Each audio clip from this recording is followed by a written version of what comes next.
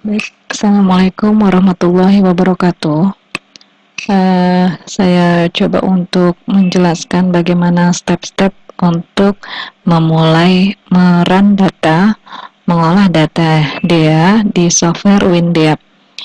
Yang kita gunakan di sini adalah software WinDApp yang mungkin agak lebih mudah dan lebih tidak terlalu banyak poin-poinnya ya. Untuk tahap pemula kita bisa gunakan ini. Kemudian mungkin memang ada beberapa kelemahan juga dari software ini, yang dimana kita tidak bisa menggunakan untuk data dia bootstrap ya. Contoh nanti saya akan jelaskan. Baik, untuk mula kita merun, tentunya data itu sudah kita simpan dulu di Excel. Tapi jangan lupa bahwa dalam Excel itu kita harus memilih save-nya dalam CSV. Nah, setelah itu kita buka software WinDApp, kita ambil file, kemudian import new dataset, ya. Kemudian kita ambil data yang kita simpan.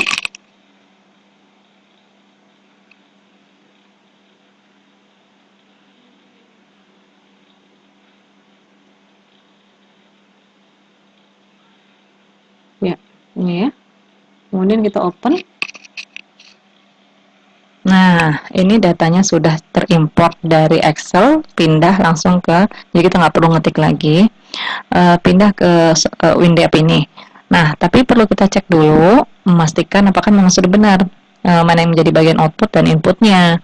Nah, ternyata di sini kita lihat output itu masih bertuliskan input, ini harus kita ganti, ya.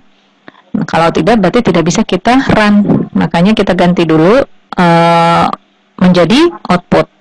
Oke. Kemudian untuk anggaran dan staff sudah benar ya, kedua-duanya merupakan input yang akan kita gunakan. Kemudian di sini kan ada DMU A sampai dengan F. Apakah kita perlu ganti? Kalau mau ganti silakan, nggak apa-apa.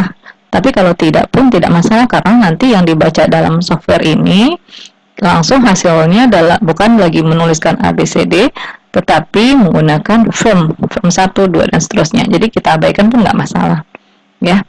Oke, baik. Sekarang kita akan coba untuk mengerunnya. Kita lihat di sini ya. Kita ambil yang ini, calculate. Nah, kita klik calculate-nya. Nah, di sini ada pilihan orientasi, kemudian return to scale. Nah, kita harus tentukan dulu penelitian kita ini menggunakan orientasi apa? Input orientasi atau output oriented. Nah, dalam contoh ini yang akan digunakan adalah input oriented. Nah, karena tiap-tiap penelitian itu kan berbeda.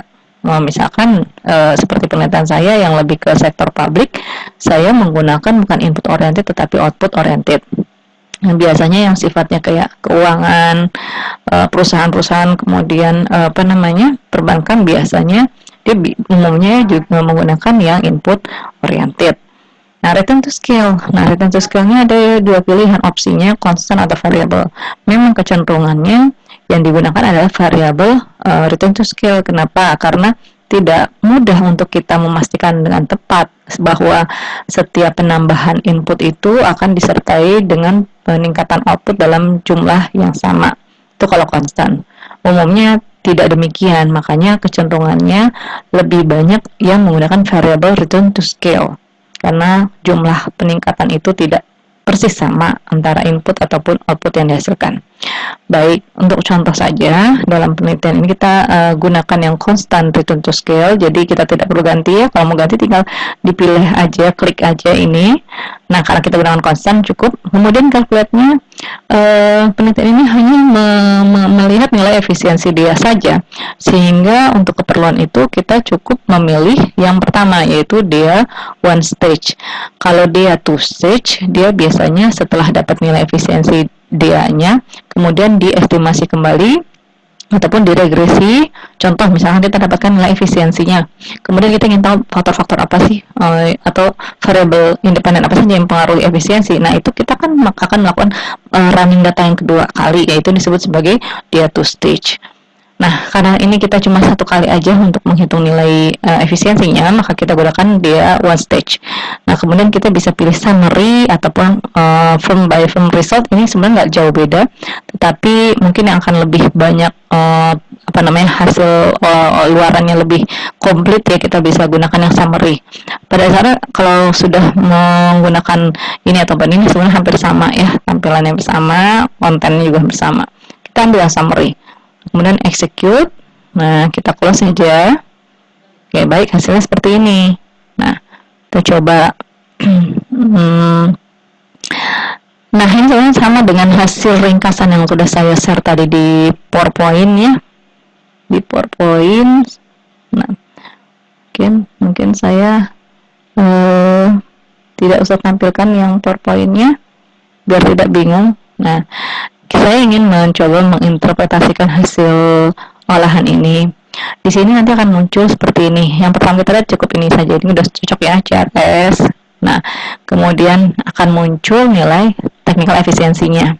Nah, kalau seperti ini, kita sudah bisa pastikan bahwa hanya ada dua perusahaan atau firm ya, saya ngomongnya firm aja, yang efisien. Nah, tadi kan di sini ada ABC ya, hanya firm 2 dan firm 4 yang efisien, yang ditunjukkan dari nilai technical efisiensinya sebesar 1. Nah, jika kurang dari 1, itu maka dikatakan DMU-nya tidak efisien atau inefisiensi. Nah, kita nggak usah terlalu pusing dengan angka ini ya. Kalau untuk mencapai efisiensi, maka cara membacanya dalam perusahaan firm 1 ini tidak efisien. Kenapa? Karena ditunjukkan dengan nilai efisiensinya sebesar 0,63. Nah, sehingga untuk bisa mencapai efisiensi, dia harus meningkatkan output sekian, atau kalau kita orientasinya adalah input, maka dia harus mengurangi input sebesar berapa? Tinggal dikurangi saja, 1 dikurangi dengan 0,63. Itu ya yang selisih itulah yang harus dikurangi untuk tercapainya efisiensi bagi si firm 1. Begitu juga dengan firm 3, firm 5, dan firm 6. Dia belum efisien atau dia tidak efisien. Berapa supaya efisien? Tinggal dikurangi saja, 1 dikurangi dengan technical efisiensinya. Baik, kemudian kita lanjut ke hasil yang perlu kita baca ya. Ini nggak perlu. Nah, ini adalah Pearce ya. Pearce. Pearce itu sebenarnya sama dengan benchmark. Cuma dalam software WinDAP ini dia tidak menggunakan istilah benchmark ya. Kalau di MaxDA itu digunakan istilah benchmark. Di WinDAP ini gunakan istilah peer, acuan sebenarnya. Nah, bagi firm yang tidak efisien, maka untuk mencapai efisiensi dia perlu adanya benchmark, acuan. Acuan mana? Yaitu DMU yang sudah mencapai efisien. Nah, di samping adanya DMU sebagai benchmark, kemudian ada juga weight-nya, atau ada juga nyebutnya skor lambdanya ya, bobot lambdanya. Nah, bobot lambda ini kan sebenarnya menunjukkan bahwa ketika si satu perusahaan itu satu DMU itu tidak efisien, maka dia membutuhkan acuan, membutuhkan benchmark. Dan benchmark ini tentunya bisa memberikan kontribusi berapa persen itu ditunjukkan dari bobot atau weight-nya ya. Contohnya di sini kita lihat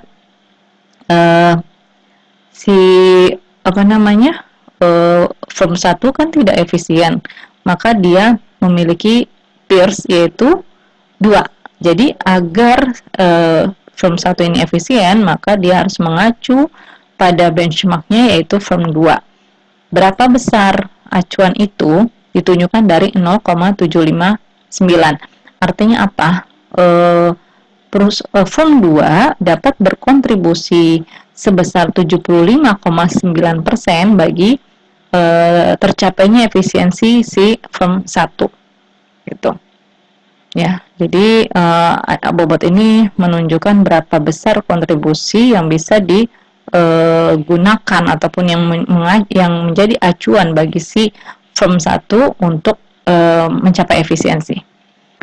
Baik, kemudian lanjut ke angka-angka ini aja ya, langsung ke sini sebenarnya. Nah, untuk menginterpretasikan nilai-nilai original value, radial movement, slack movement, dan projected value.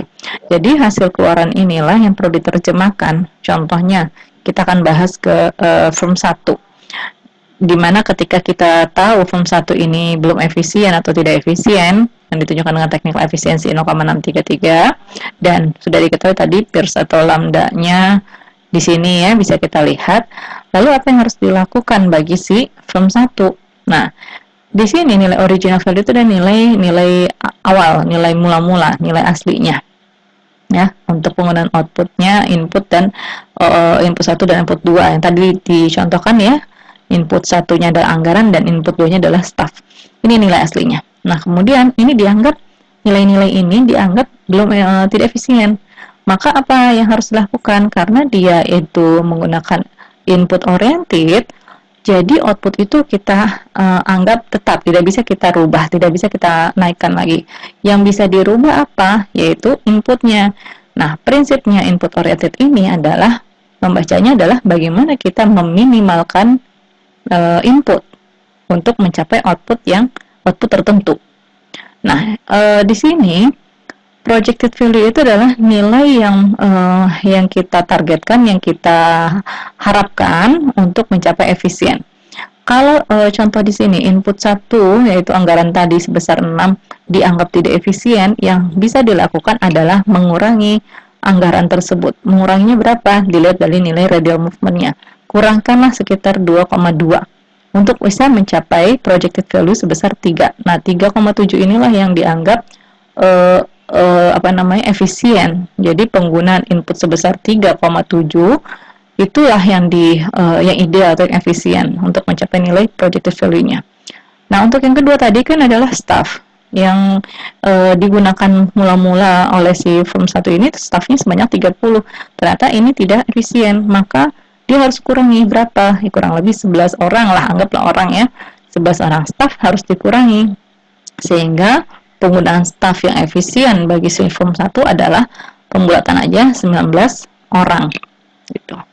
Kenapa? Karena ini tidak ada slack movement-nya. Jadi kita cukup melihat pengurangan itu dari radial movement. Nah, bagaimana kalau ada slack movement? Ada contoh yang memperlihatkan adanya slack movement di form 3 ya. Di form 3 ini kan form 3 tidak efisien ya, 0,588 masih lebih rendah ya, karena mendekati nilai 0 itu dianggap semakin tidak efisien, atau menjauhi dari nilai 1 dianggap jauh lebih tidak efisien. Baik, kalau begitu dia harus lebih kerja keras dibandingkan tadi si form 1. Peirce yang jadi acuannya tetap ya Peirce 2 atau benchmarknya adalah form 2. Nah, nilai bobotnya berapa? Ternyata lambda WACC yang ditunjukkan di sini adalah 0,823, artinya 82,3%.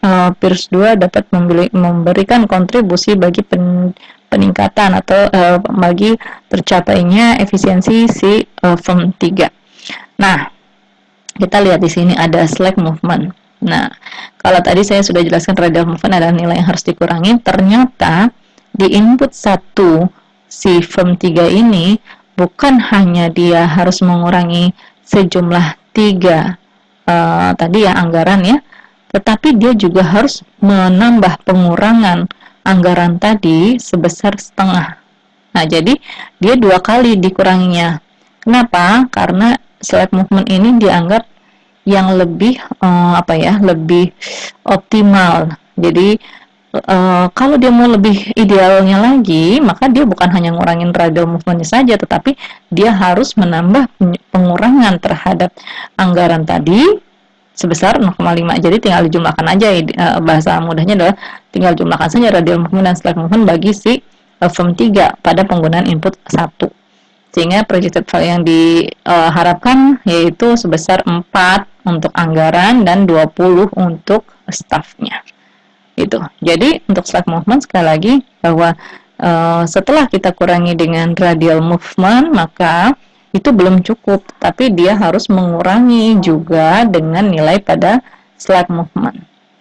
Gitu. Karena ini kan nanti kaitannya ke garis frontier ya.